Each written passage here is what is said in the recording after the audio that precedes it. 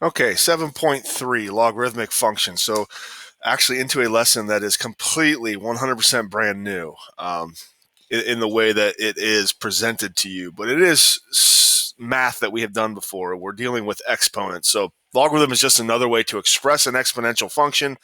And more importantly, they're inverses of one another. Logarithms and exponentials undo each other as we go through this. So it's definitely a new uh, way of math and a new way for us really to write a number and for us to be able to solve equations. And I always tell students, we go through math and we know that 2 to the third or 2 to the second power is equal to 4 and 2 to the third power is equal to 8. But does that mean that there's no number here that I could take 2 and raise it to equal 6? And really that's where logarithms come into play, is they allow us to solve and find these types of answers right here where we're looking for the exponent to make it equal to a certain number. So the first thing we're going to do is just simple rewriting of logarithms. And a lot of times we call this the cloud pattern, where um, this is first of all said log base b of x, or of the number, is equal to y, or the other number. So we're going to see these as equations where these are numbers, but the base is always the base. So we have b to the y power. Okay, so the base is always the base.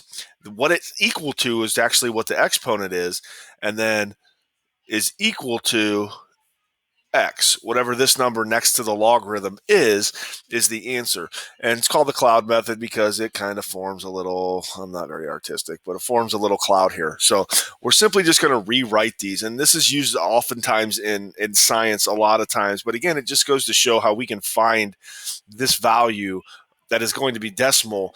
And we use a calculator an awful lot with these types of problems. But we're going to start off with some basic problems where we just simply are rewriting these. So I want you to rewrite the log form into exponential form. And again, we have log base b of y is equal to x. So again, if you kind of follow that little cloud method for all of these, I like to just say the base is 2. The answer is always my exponent, so 2 to the 5th power is equal to 32. And it should be a true statement when you rewrite these. And of course, 2 to the 5th power is 32, so it is true. Here we have 5 to the 0 power is equal to 1. 5, and again, I'll go ahead and show the little cloud method. Okay, 10 to the first is equal to 10. That should make sense. 10 to the negative first. And this is important to look at. 10 to the negative first equals 0.1. Why does that equal 0.1? Because it's 10 to the negative first. Well, we can't have that, which is 1 over 10. So we've got to remember our exponent rules here a little bit too. Same thing with 1/2 to the negative first power equals 2. Okay, if I've got 1/2 to the negative first power, I'm not allowed to have that, so I flip the fraction, and it would give me 2 over 1. Um, that's where the 2 comes from. 16 to the 1/2 power equals 4. Going back into chapter 6 a little bit, what does the 1/2 power mean? It really means the square root of 16, and that's where we're getting the 4. So we've got to go back into remembering our exponentials and those types of rules, as well as what we do with a negative exponent, what we do with a radical. Okay, so now rewrite in logarithmic form, and it would be log base. What's the base? 3. The answer is 81, and it equals 4. Remember, this is always my exponent when it's written as an exponential form. So this one would be log of 1/2, okay, of 8 is equal to negative 3. Log base 64 of 4 is equal to 1/3. Log base 2 of 32 is equal to 5. Okay, remember, these are always my exponent. Okay, so again, you're going to have some problems where you have to rewrite them. Now, the problems in Delta Math are going to look a little bit uglier. You're just simply rewriting them, but I want to show you just a couple of these where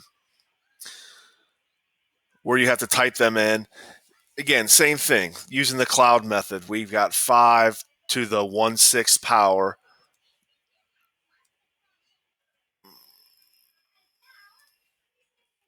okay, is equal to 2x. And you don't have to use parentheses there. You can if you want. You can leave it in parentheses.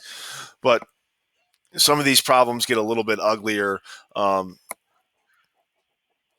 Let's see if I can go through like this one right here. Okay, log of x minus 6. Well, x minus 6 is your base. Okay, raised to the, you don't have to solve these, but raised to the, what's the exponent? The exponent is what's on the other side. Remember, using the little cloud method, is raised to the 2x plus 5. And that's going to equal x. Okay, so again, when you go through these problems, they may look a little different, but if you just follow like we did, what did I just do? Oh, I leave it in parentheses. Okay, so make sure you leave the base in parentheses, this x minus 6. Yeah, that was my mistake. Make sure that you leave that in parentheses when you are doing that. So again, when you have this, you've got x minus 3 raised to the, and then third power, and that's going to equal a 2x. And I'm just, to be safe, you might as well just put everything in parentheses. You don't need to put what's on the right side in parentheses, but the base definitely needs to be in parentheses as you do this. So there's going to be a few problems that look like that. Let's go on to the next section here. And we got a couple of rules. And these are just, if you look at them, they should make complete sense. When you have log base b of 1, equals 0. Remember, this is the exponent. Well, anything to the 0 power is equal to 1, right? So if I've got a base log of 52, okay, and there's a 1 next to it, this is automatically going to equal a 0. So anytime that you see a log of 143 and a 1 here, you can assume this is the same exact way as writing this number 0. Same exact thing. So a little property that we have here. Same thing with log base b of b equals 1. So if I've got log of 10, log base 10 of 10, well, think about what that means. That means 10 to some power equals 10. Well, that would be just a 1. Or if I had log base 512 of 512, that means 512, right?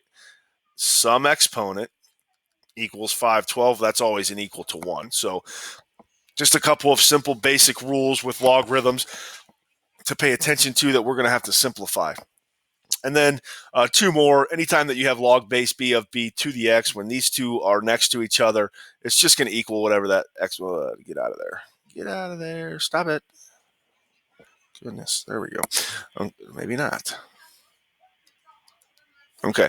Whenever you have these two next to each other, the answer is just this exponent. And same thing when you have b raised to a log of the same base. And you'll see these, and they'll be pretty apparent when you see them. They just equal that value. And again, it's just another way for us to write a number.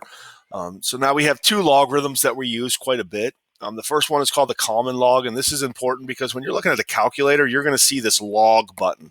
Okay, anytime that you have a log base 10, we're never going to write that anymore. We literally just write log. So we're just going to write log. The 10 is assumed there. If it was log base 2, you would see the 2. And same thing with the number e that we talked about yesterday. We'll never write log base e. We simply put the natural log, which is ln, and I always use a cursive L because my L's look like 1. So all of these rules are exactly the same with natural log as well. If I had natural log of 1, that's also going to equal 0 because that means e to some power, right, equals 1. Well, that would be 0. So these rules up here hold true with natural log as well. I'm not sure we'll get into that too much, but something to think about and keep in mind here. So using a calculator, really, really, really simple stuff. And we're just literally pressing buttons here. So log of 1,000, here's the log button, log 1,000. That is not 1,000. There we go. We hit equals, and it's equal to 3. And this is one of those problems that we could actually do without the calculator. What does this mean? What's the base? 10. This means 10 to some power equals 1,000. Well, there's where we're getting our 3 from in the calculator. Same thing here, log of 0.01. And this is going to equal a -2. Just simply using the calculator. Now we got the natural log. When you do this natural log, you're going to get a ton of decimals. Natural log of 27. And that's equal to 3 point, and rounded to 3 places. 3.296, I believe, is what I saw on the calculator. And again, what does this mean? It means E to some power equals 27. Well, what does E equal from yesterday? It's 2.71, blah, blah, blah, blah, blah, blah, right? So think about raising 2.71 to the 3.296 power, and there's where the 27 would come from. And then same thing with ln. So ln of 342, and there's where our answer is.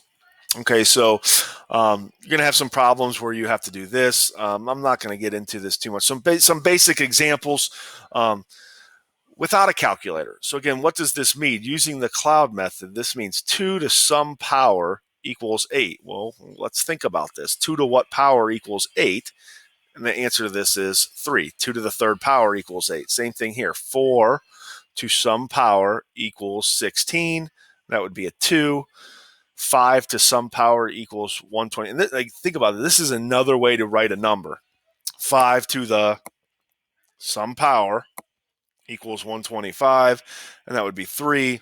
So we've got to know our exponents and our power rules. 9 to some power equals 1, and anything to the 0 power is 1. So some problems when you write these out, write them out as exponents, and then think about it. Anytime I don't have an answer here, notice I put it as a blank question mark or as an X. So again, some more of these, and I'm just going to do these kind of quickly. 3 to some power equals 81. Where am I getting this X? Well, that's what I'm looking for here. I'm putting an X for the number I don't know yet. 3 to the first power is 3, 3 to the second power. So this would be 3 to the fourth power. 8 to some power equals 64. That would be to the second power. 9 to some power equals 3. So how can I go to a smaller number that's not negative or not a fraction? And that's the square root. So we could take the square root, the cube root, the fourth root. And how did we do that in chapter 6? We used fractional exponents. Here I have 8 to some power equals 2. So I can't take the square root of 8, but I can take the cube root of 8. So this would be the 1/3 power. Again, so I like to look at these. If the number is getting larger, then we know that the exponent is going to be positive and it's going to be a bigger exponent. If the number is getting smaller from the base, but it's not a fraction, it's not going to be negative, it's going to be an exponent because we're taking a square root or cube root. This problem here says 5 to some power equals 1/25. So now I'm going to have a negative exponent. So it'll be -2 because I have to flip it. That makes it the fraction. 4 to some power equals 1/64, and that would be a -3 because it needs to be flipped. Here, there's no base. So what is the base? 10 to some power equals 100, and that would be 2. And then this one, 6 to some power equals 1/6, and that would be a -1. Okay, so it's really just rewriting them and putting a variable as the exponent and then trying to figure out mentally what that problem is. And if you really have a hard time with that, we have something that's called the change of base formula, and it allows us to solve any log no matter what the base is. So you see the calculator only has a base E or a base 10 button. Well, what if they give you a problem where you have log like this one, log base 3 of 15? Well, we can write this using the natural log or the log button on the calculator. And the base always goes on the bottom. So we can write this as log of 15 divided by log of 3. And that will evaluate this expression for us. So I can go log of 15. Notice the base always goes on the bottom, divided by log of 3. Now you have to make sure that you use parentheses here to separate the top and the bottom. Okay. You can also use the natural log. So we could also go ln of 15 divided by ln of 3. It doesn't matter which one of these buttons you use on the calculator. This works for all of these problems. But the key is remembering the base goes to the bottom. And when you type that in, notice you get the same exact answer. But the key again is, so this one, if you were writing this out, it'd be log base 5 base 5. So it'd be log of 82 over log of 5. Base goes on the bottom. Now, some of your calculators already have the change of base formula in it. So when you hit the log button, it actually allows you to, and I'm going to see if mine does this. It's not quite updated yet. So I'm trying to think where I have this. No. All right. So my calculator is not updated, but when you click the log button in some of your calculators, you're going to see this, like a blank little space to put that in, and then another blank space here. You can literally just type in the 4 and type in the 1 over 24, and it will just give you the answer. So you don't have to worry about changing the base formula. I can't remember where that is here. Again, this isn't updated, so your TI-84 pluses are going to have this where you don't have to go through all this for logarithms. But when you just hit the log button, it's going to pop right up. And you'll see a little space down here, and you could put the 3 and you could put the 15 next to it, and you would be done with that. So that's the lesson today. Again, like I said, if you're planning to go on a pre-calc, I really highly recommend you do the problems and you look after it. And you try and do as many as you can. And if you can't do them, then please shoot me an email, and I will get back to you, and we can go over some of these problems together. Otherwise, watch the lesson, and that will be good for your homework. Have a great day.